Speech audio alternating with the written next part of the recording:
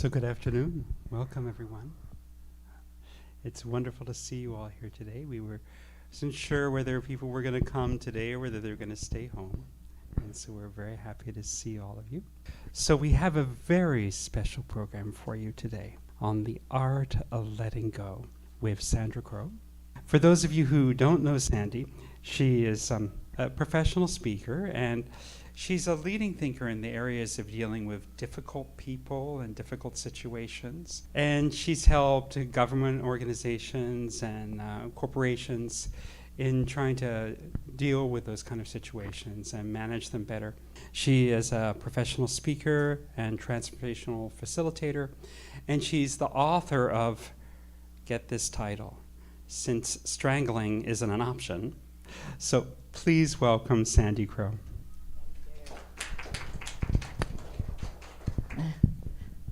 Thank you, David. Did everybody have one of these cards here?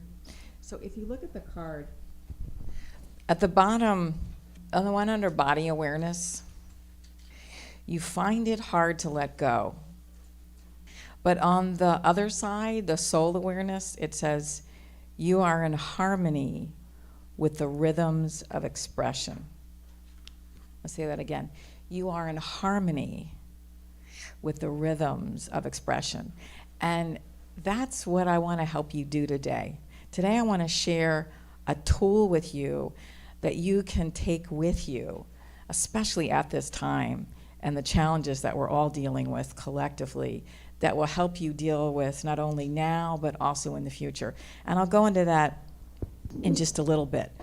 But first, I want to talk about why letting go, the importance of letting go. Why do we need to do it? Why is it valuable for us? So let's start with that and looking at what are we letting go of. Now, I want to be very clear about this because people always say to me things like, well, if I let go, I won't be able to do anything.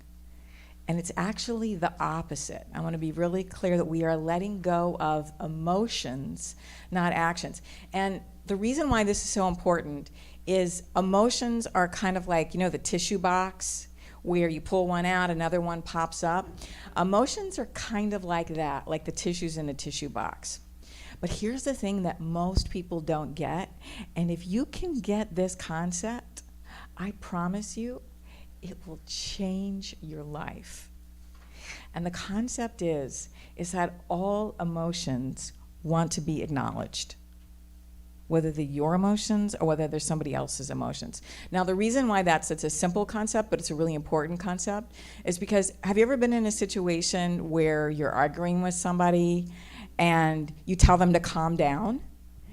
And what happens when you tell somebody to calm down?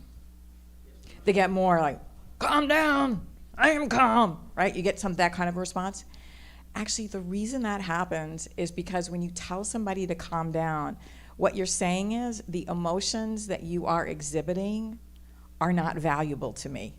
I will not acknowledge them. And that's why they get more upset. So listening to your own emotions, acknowledging your own emotions as well as somebody else's, this is going to be the key as we look at how to let go as a big door opening. And what happens as a result of that is that now you can actually act. You can actually do more once that happens. So we're going to talk about how to do that. And for you, why do you want to let go? What is it going to bring you? And so I want everybody to think of something right now, because we want this to be real, right? So we want to work with something that's hard for you to let go of. So I want everybody to think about something that might be hard for you to let go of. Now, it might be something that, the coronavirus, and because we're all hearing it in the news all the time. And if you're not anxious before the coronavirus, the media can certainly bring it on, right? Like your anxiety may not even be about the corona, but it feels like the end of the world, doesn't it? The way that it's happening. So that might be something that you want to let go of and say, acknowledge your emotion around it and just say, no, I'm okay, I'm safe, and reassure yourself of that and look at your emotions.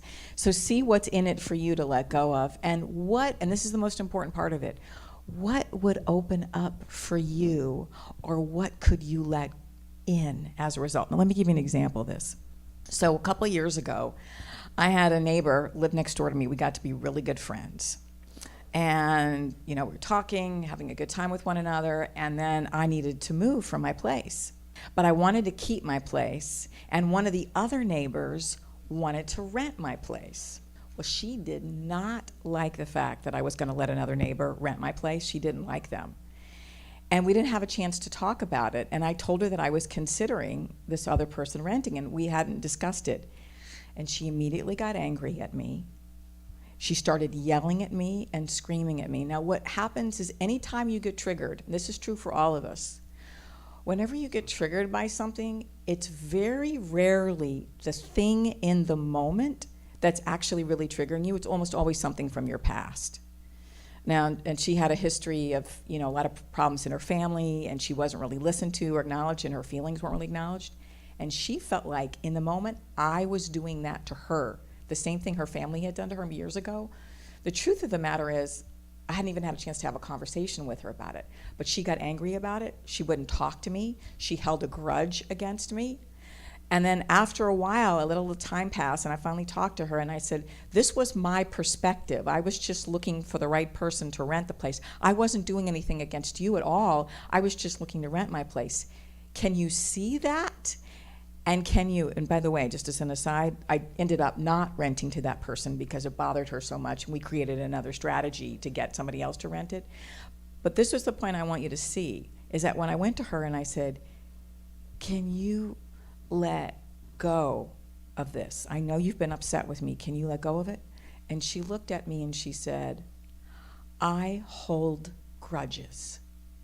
That's what I do. And because of that, because she had the identity of somebody who held a grudge, she couldn't let in my friendship. And she said, it'll take me some time. Now, a year later, we ended up getting back together, and we had lunch, and we kind of made up, but the friendship was never the same. When you block letting go, you block other possibilities in your life. You block conversations. So if everybody could just think to themselves, and you've got some paper if you want to write it down, because I've got the steps for you to take away. If you're welcome to write it down the back of your paper, but I want everybody to think of something that you'd like to let go of, whether it's anxiety you have right now about what's going on in the world, whether it's something personal to you. Just everybody think about that for yourself.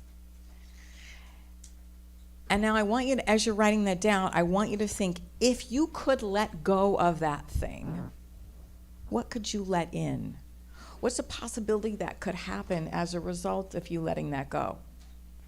Now, this is a little bit of a chicken and an egg scenario, because sometimes you let go of something in order to let something else in, and sometimes you let an idea in that allows you to let go. Do you see what I mean? So I'm going to tell you a story while you're writing that down as well. This is another thing that happened to me, just to give you that idea. So a couple years ago, and maybe some of you have had this happen, I was dating a guy who was really bad for me. And my friends were telling me, this guy's really bad for you. Do not, but I couldn't let it in. And then there was that straw that broke the camel's back. It was just something where he didn't listen to me, or he wanted me to move in with him. He wasn't acknowledging any of my considerations. And a girlfriend said to me, and sometimes you hear something different at different times, and she said, you have to listen to me.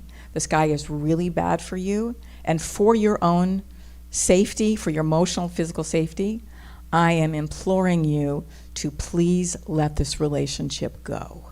And I let that in. Like, for the first time, I really heard it. When I heard her say that, that allowed me to begin to let the relationship go. So I knew that she was right ultimately now how to let it go. So sometimes you want to let the idea in so that you can let go, and sometimes when you let go, something else can come in. So either way, it's good. Either way, it's healthy. So everybody have something they want to let go of? Okay, good. So we'll keep going with this. So I want to share with you a tool. I'm going to take us all through a little closed eye process around this to help you let go of it. And I want you to understand the origins of this tool I'm going to share with you. So I was introduced to this, and I have my own variation, so this is not directly what he created, so I'm giving you the concept of what he created, and then my twist on the tool. It's by a man named Lester Levinson. Now, Lester Levinson, and this is his quote, "The way to get rid of the ego is to get the mind so quiet that you can see what you are, and then you know you are not the ego and you drop it." Now, here's how he discovered this. In the early 1960s, Lester Levinson was approximately 42 years old. He was a physicist living in New York City. And he was having these chest pains, and one day he went to the hospital, and they found that he was a candidate for a heart attack. And back in the 60s, it was before heart surgery. We didn't have the medications we have today. And they said, I'm sorry, sir, but there's really not much we can do for you, and you're going to probably just have to go home, take it easy, and your heart is not stable enough probably to live for more than a few months. So please go home and get your affairs in order and possibly be prepared to die in the next couple of months. So being a physicist, he's good at asking questions and analyzing things. And he went back home and he said, I'm not ready to die, I'm 42 years old, and is there another way that I could approach this? And what he noticed, and he was able to take his blood pressure, which of course connects to the heart, and what he noticed is when he had certain thoughts, his blood pressure dropped. And when he had other thoughts, his blood pressure increased. Now, to all of us, that's kind of a duh. We know that, but back in the early 60s, when he was measuring it for himself, it was a bit of an aha. And so then he began to watch the nature of his thoughts. And he began to look at the context of his thoughts. And here's what he noticed. He noticed the thoughts, when they were negative, they came under 3 umbrellas. There were 3 things that he was wanting. Thing number 1 that he found would increase the blood pressure and increase the negative thoughts was wanting control. He wanted to control his health, he wanted to control his environment, he wanted to control other people. We've all had experiences of that. And that we as human beings, we want control on all kinds of different levels. And when we feel out of control, it increases our anxiety, increases our blood pressure, all those things. But that when he thought certain thoughts, he could get that feeling of control in check, feel more in control, blood pressure would go down, and he felt better. That was area number 1, he noticed. Area number 2 is that when he felt secure or safe, same thing happened. Blood pressure went down, felt good. Same thing for you. Just notice, when you feel a lack of security, lack of safety, it's a little different for all of us, but there's a lot of similarities. So things like money is obviously a big security or safety. Having a place to live, obviously a big place of security or safety. Relationships, all those represent security or safety. When one of those is compromised, you lose someone you love, your money depletes, that feeling of security or safety becomes paramount, right? You feel a lack of that. So he began to feed his thoughts so the lack would fill up and he would feel more equanimity. So that was the second area. Third area that he noticed was approval.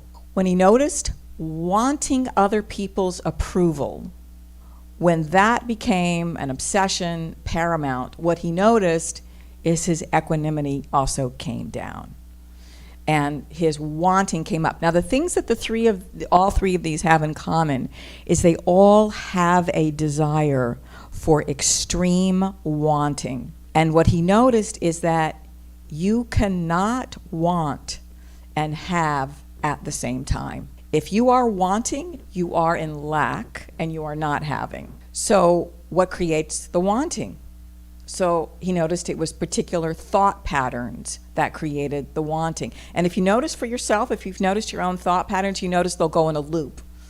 Oh my God, I don't know what's going to happen, and what if this happens, and what if that happens, and you go down this spiral, and the spiral is a spiral of wanting. It's the spiral of what if is a spiral of wanting. Because the what ifs lead to, and then what will I do, and then what will I do, and then I will want for this. In fact, if you go into, has anybody been in a grocery store in the last 2 days? I was in the grocery store yesterday, and I just went in for 2 things. Unfortunately, one of them was toilet paper. And I was walking down the aisle, and it's like there's plenty of like canned beans, but the toilet paper aisle is full. It's like, if we have an apocalypse, is toilet paper going to really be your first concern? So why is it that people go? It's this kind of primordial, grasp, this primordial wanting. It's something inside of us that, and I don't know why, but for some reason, toilet paper seems to make people feel secure. And so that's this thing that they go for to create the feeling. What is it they're doing? They're creating a feeling of security or safety. And it makes them feel more in control. When you have food in your house, you feel more safe. Like, okay, at least I got that handled. I can't control the virus out there, but I can control what's in my house. And now I'll feel more safe, right? So that kind of brings the wanting down. So that's one of the reasons why we have these responses to these external things, is because we feel that lacking, and whatever that thing is feels like it'll fill us up. And it will for the moment. It will for the moment, but it will arise again. And what do we do? So these are all kind of like core primordial desires, wanting that we have. But there's actually a higher wanting that many of us have. I'm going to guess everybody in this room has. And that's a desire and a wanting for oneness. And that's a very high wanting. And even in a scenario that we're in now, there is oneness in this. There is a connectedness because we are all in this together. And the more we can have our wanting move towards that connectingness, how can we collectively support each other? So I'll give you one small example of this, just as an aside. So I've been getting some news reports from China and what's going on there. Because as you've probably heard, in China, the stand from people who've been connected with some of what's happening medically over there.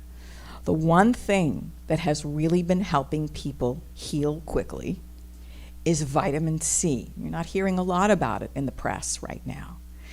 But if you can keep your vitamin C levels, this will help you with your security. If you can keep your vitamin C levels up, the standard recommendation is somewhere between 2,000 to 3,000 milligrams a day, depending on how much you can tolerate. It's like ascorbic acid, a simple one that you can get in most stores. That will support your immune system. Now, the people in the hospital have been given very high doses of vitamin C, 25,000 IUs, whatnot, IV. Those doses have been helping them heal very quickly. So that is a tool that you have in your arsenal to help your immune system, and you can feel a little bit more confident. So these are elements that everyone wants. So here's what I want to do. Has everybody identified? I want you to think about, as you go back to the thing that you're wanting, the thing that you want to let go of. Can you identify which one of these that are you wanting more control? Are you wanting more safety? Sometimes it's a combination. Are you wanting more approval? Are you identifying which one of these is paramount, or a combination? Can everybody identify that for themselves? Okay, good. So what I'd like to do is take you through a little exercise that will help you to now let go. When I take you through the steps of letting go, and the idea here is we're letting go of the emotion, we're letting go of the wanting, and we're letting go of whether it's control or security or safety or approval, whatever it is, to help to let go of that. All right, so here are the steps involved, and I'm going to take you through it right now. So I'll explain them to you as you go through. You don't need to know them in your mind. I want you to feel them in your body. So the first thing I'd like you to do is, now you've got that aware, go ahead and put your stuff down. I'd like you just to feel comfortable in this moment. And one of the quickest ways that we can feel comfortable is just to take a deep breath and just to feel into your body. And you are invited, if you would like, you're invited to close your eyes so you can really tune in to your inner experience, because I'm going to ask you to pay attention to what you're experiencing around this. So the first thing I'd like you to do is just, and if you wanna put your hand on your chest or anywhere in your body where you're experiencing it, you're invited to do that. The first thing I'd like you to do is to find the place in your physiology where you feel, find the place where you feel that experience of either anxiety or wanting or frustration, whatever that feeling is that you have that makes you say, I want to let this go, the thing you want to let go. I want you to be aware of the emotion associated with that. And find the place in your being where you feel that.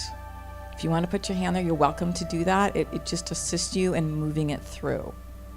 Okay, find that place. And go ahead and feel it. Now, as you feel into that, I just want to acknowledge that oftentimes what a lot of us want to do is what we do unconsciously is we resist the feeling. You may notice yourself going into the resistance. That's okay. If you feel yourself going into the resistance, inside yourself, say yes to that resistance. Acknowledge that resistance. Remember what I said before. The most important part of this is having your emotion be acknowledged. This is the core key to really letting this go, is to say to that emotion, you are literally speaking to the emotion. And you're saying yes to that emotion, and that begins to open the door to letting that through you, to letting that out. So go ahead and feel that and allow yourself to feel that. And I'm going to give you a little simple technique to open it up. And actually, this little technique, the basis of it actually comes from the world's great religions. And it's actually the word allow. So you can even say to yourself, allow, I'm allowing this to go through. And one of the things that I like to do is something called Sufi healing. And in Sufi healing, one of the words that we use, the word in the Sufi healing, of course, we use the word Allah, which is the word for the divine. In Islam, we say Allah, and we say Allah al-Fatah. And that is the command to open. Allah al-Fatah. It opens everything up. It is literally the opener. That sound of Allah is actually used in a lot of the world's great religion. In Hebrew, the word for the divine is Hashem. It has that ah sound. We are looking for the ah sound to open things up. Allah, even when we say Om, the Om has that ah resonance. Om, ah. So when we say allow, we are using that same vowel sound to open things up. So you are consciously allowing that feeling to move through. You are allowing it to leave you. Allah, we say fatah, to open and leave, open and leave, open and leave, open and leave, open and leave. And you can let it just go into the ground. You're acknowledging that emotion and you are inviting it to leave. Open and leave. Allow, allow, allow. Opening that to leave. And feel as if, just imagine underneath you that there's a vacuum underneath you. And imagine that that vacuum is pulling out that emotion that you want to let go of, you are letting go of, and let that vacuum pull that feeling through your body. Let it take that which does not serve you. Let it take that from you. Let it pull that from you. As you are doing that, you are releasing that. If for any reason you're having a hard time doing that, ask yourself, am I resisting? If you're resisting in any way, say yes to the resistance and allow that once again to go through you. And as you feel that going on the other side of you, imagine right now, this is how to literally wash that feeling through you. Imagine the crown of your head opening up, and you're just letting the light of the divine go through you. And you're allowing yourself in that, letting that light of that divine go through you, you're allowing the rewiring to happen.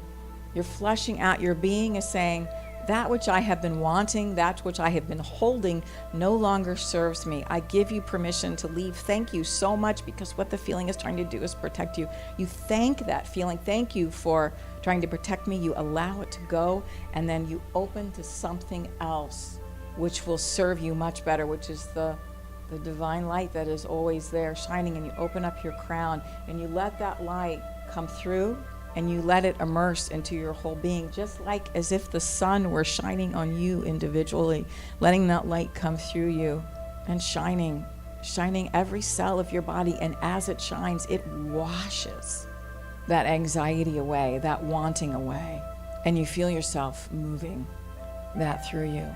And as you do that, just take stock of your body right now. Just notice what your body is feeling, what it's doing, and notice that feeling. Has it changed? Did it go down? Did it move? Did it go anywhere else? If another feeling pops up, then thank that as well. Say yes to that feeling and let that go through as well. Every feeling that comes up is designed to protect you. It's there designed to support you. So as we thank the feelings, we thank that protection that it wants to give us, even when we ultimately don't feel like it serves us, and we let it go. And we welcome something else to guide us and to serve us, to move us in the right direction even more. So just notice that right now. And when you're ready, when you feel complete with that, you can go ahead and open your eyes. And so I just want to just get a show of hands here. How many people feel something shifted from that? Feel something, you feel either lighter or something moved from that? Okay, good. So what I have noticed is that there are two ways to address this. One is to do it by yourself. And it's always great to have somebody like this guiding you. But the other thing I find, and I actually do this every day with a partner, and I find that sometimes it's really helpful to have somebody else ask you some questions around this to support you and letting it leave your body a little bit more. Sometimes when you're witnessed, it helps that leave you more easily, and you can actually speak it out loud. So what I'm going to invite you to do now is, with a partner, to actually do this, to help with a partner. And we'll keep some safe space here between us, but actually take this to the next level by doing it in a speaking way. So here's how it will be with a partner. You'll get with a partner, and I changed the dialogue on this a little bit just to facilitate the a one-on-one interaction as opposed to individually. So what you're going to do is you're going to ask your partner. And you can describe your scenario or not. The scenario doesn't matter. The thing that matters most is what you're noticing that you're wanting. Are you wanting control, security, approval, or even oneness? What is it that you're wanting? And then you're going to ask your partner, can you allow yourself to find it and feel it? So you're going to ask your partner, and the partner says, yes, I can find that, and I can feel that. It's right here in my chest. And then you might ask them again, definitely, can you feel that? Yeah, and then you say, yes, I can feel where it is, absolutely. And then you're going to ask your partner, can you allow yourself to let it go? Now, sometimes letting go is as simple as making a declaration. Yes, I acknowledge it's here, and yes, I'm consciously going to let this go. And if you have a problem letting it go, you may have some resistance. And if you have resistance, the partner can say, are you resisting this? And you can say, yes. Yeah, I'm resisting it. Maybe you don't want to let it go. You do, but you don't. And then you can say, can you say yes to the resistance? Every time we do this, we're talking to the emotions. We are literally having conversations with our emotions. And then we're letting that go. And then the next thing is, can you open to the possibility of this changing? And ideally you say yes to that. And then you say, can you open to the divine light of possibility moving through you? And that's kind of asking for some help. Can you get some divine help here? So you're letting go of it, and you're opening to the divine light within you, internally as well as externally, to supporting you. So here's how it works. We're letting go, forget the mind for now. The mind will have all kinds of questions, the mind will want to rationalize. All I want you to do is let go, is tap into the feeling of it. And then after the feeling, that clears it. And after the feeling is gone, then you can go back and think about it. Does that make sense to people? Does that make sense in terms of letting go of the feeling? So let me use the example of coronavirus, okay?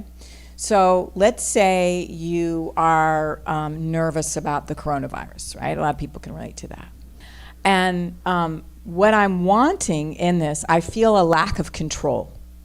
Feel a lack of control around that. So, and I feel that lack of control in my body. I feel it in my heart. And I feel like a squeezing. Can anybody relate to that? You feel a squeezing. I can't control things, and I feel a squeezing. So what I'm going to do now is, can I allow myself to find and feel it that way? Yes, I feel it. I feel the squeezing. I feel that I want control, and I feel it right here in my heart. And now, can I let that go? Can I allow myself to let it go? I'm consciously making a decision to let go of the feeling of lack of control or anxiety or nervousness. And a little thing I do also to help me with that is I imagine there's a vacuum cleaner underneath my feet, and it's pulling the anxiety out of me. The anxiety of wanting control. The anxiety of not being able to control. The anxiety of nervousness. Does that make sense? And then, can I open to the possibility of this changing? Yes. Can I see that we'll get on the other side of this? That things will get better?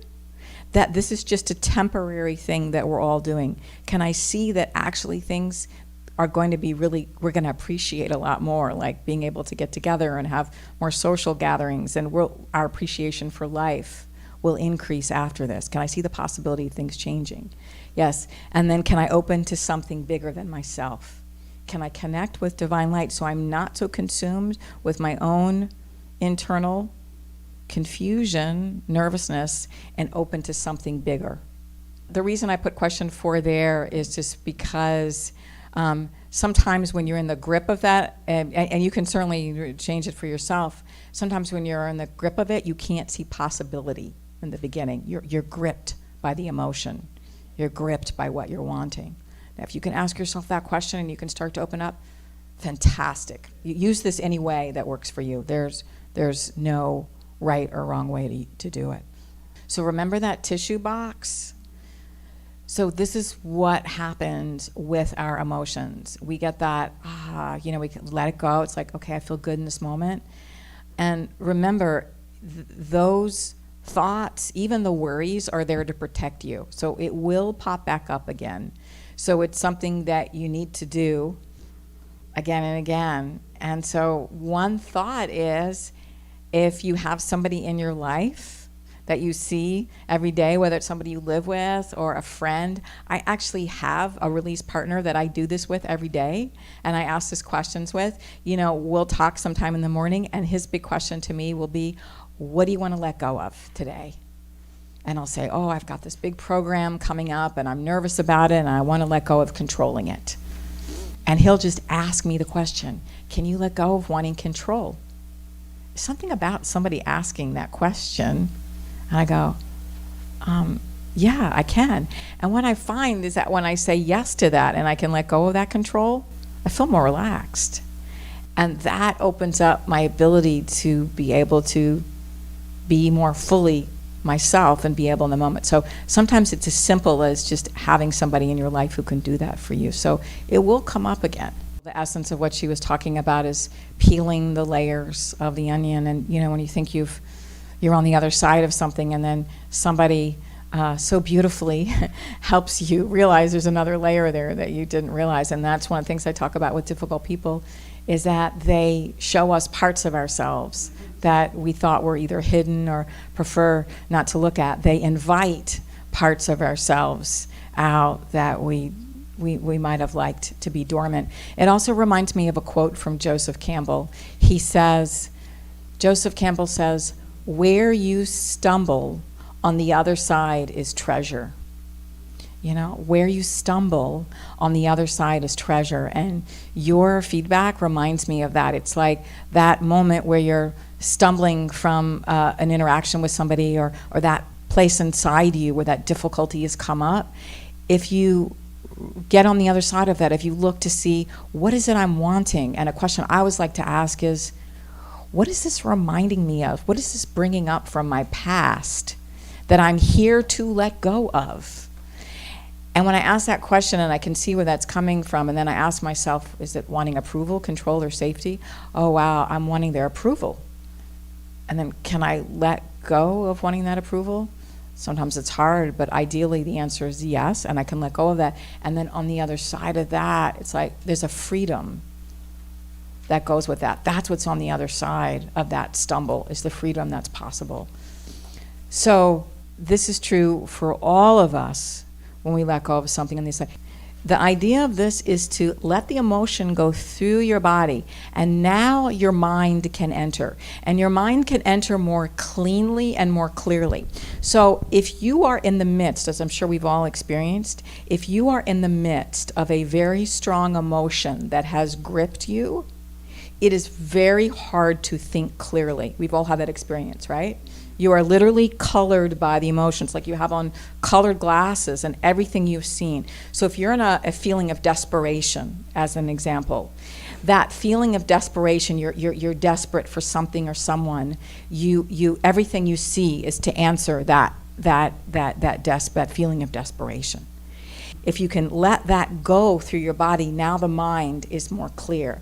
So here's your next step after you do this, is to ask yourself some really good questions that will now, from a clear perspective, that will now lead you in the direction of either solving your problem or feeling better about it.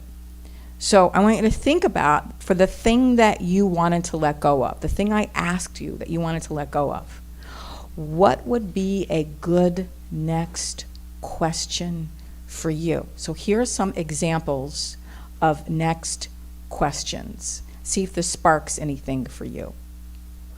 What do I do now? Who can I talk to? What's good about this? What am I learning about this so far? Who else has been through this? What resources can I tap into? What can I do right now to have fun so I can forget about it for a few hours? Who else might get this? Who can I get to listen to me? Because even in the listening, sometimes there's a letting go of just talking to somebody, helps you let go the rest of it. So I was talking to somebody as I was walking around, and she said, I let go of some of it, but there's still some there.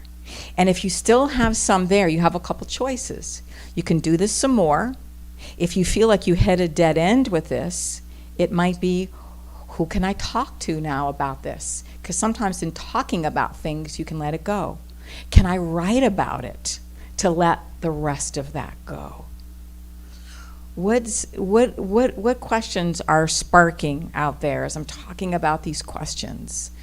I want to just ask you to say some questions out loud, not just for you, but it might spark in other people questions that lead you. Questions, if you use questions well, they lead you somewhere. They take you somewhere down a path that you may not have been able to otherwise. And once you let go, you're cleaner to go there. So what might be some good questions that are brewing inside you that might be good for you to even say out loud and help other people? Anybody, there's always the what would Jesus do? What would my mother do? What would Brother David do? What would anybody do, right? What advice would I give to somebody?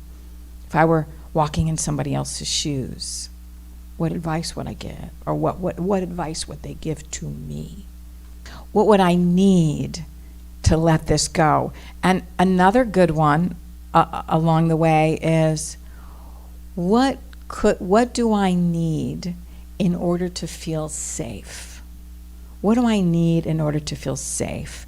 Because sometimes for people, if I can feel safe about this, then I can let it go. Then I feel like I can let it go. So sometimes for many people, the safety precedes that. If I can feel that safety, I can let that go. What do I need to feel safe?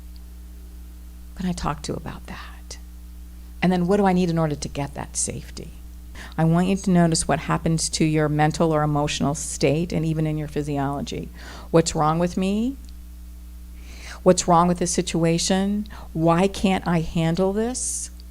Do you notice it's very subtle, but there's a kind of a clunk that happens, and it's a lowering. Now, notice very subtly what happens in your body when I ask this. What can I do about this? Where can this take me? What's good about this? Where can I find the resources that I need? Can you feel? It's a very subtle difference. The difference, there's a more upward movement, and it opens more possibilities. Now, back to your question about what's the worst thing can happen. That is not actually a bad question. And I'll tell you why. If you ask yourself, what's the worst thing that can happen? And in your mind, oh, this can happen or whatever, and then now you ask yourself another question. If that happens, can I prepare for it? And can I deal with it? Can I handle that? And if you can say, yes, I can prepare for that. Yes, I can do these 3 things to prepare for that, and I can deal with it. If you ask yourself that question, and you can say yes, guess what happens? That need for safety, I can handle that. Now you can feel more relaxed. So that question can actually ultimately give you a sense of safety and a sense of relaxation. So in the letting go, if you ask questions from there that move you in the right direction, and you feel like you've asked them all, then you finally get to a place where you can settle. So let's do, I'm going to do something a little closed eye process, and take a deep breath in.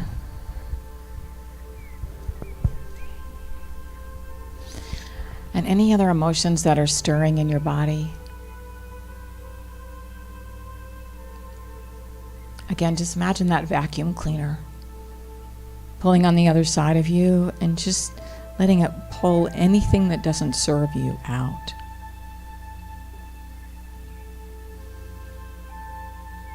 And feel like a subtle brushing of any remaining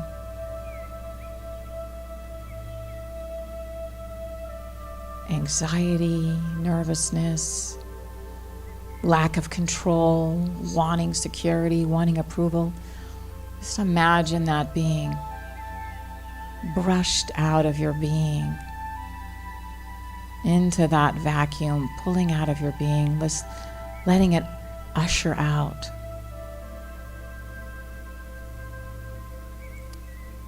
Right now, just imagine you are being infused. Just feel yourself being infused with possibility.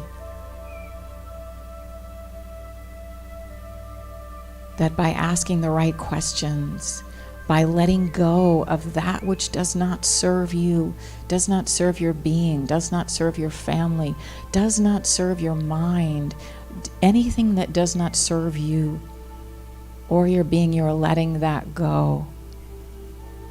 You're letting that usher through you. You're letting that being taken from you. You're giving that to the ground.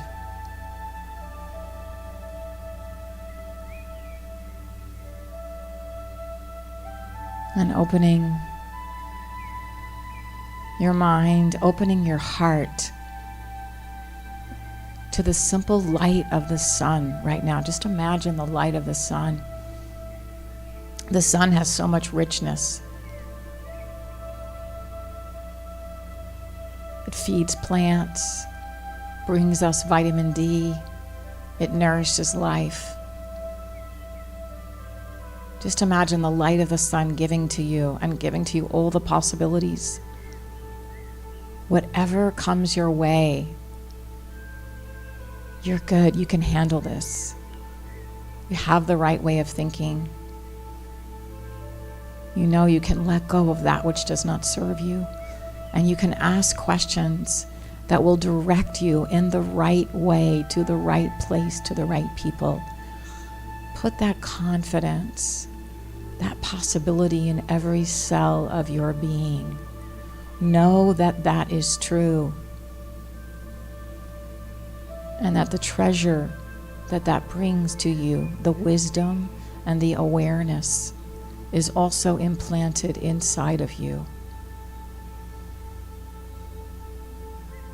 And as you take a deep breath in, feel the sanctity of that, the certainty of that embedded in your being.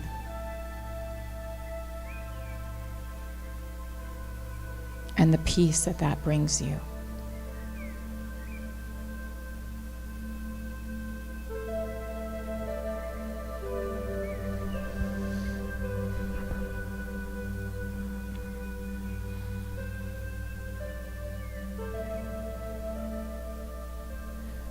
And when you're ready, you can open your eyes. So I'm going to end with a quote from Maya Angelou. She says, "Do the best you can until you know better, and then do better."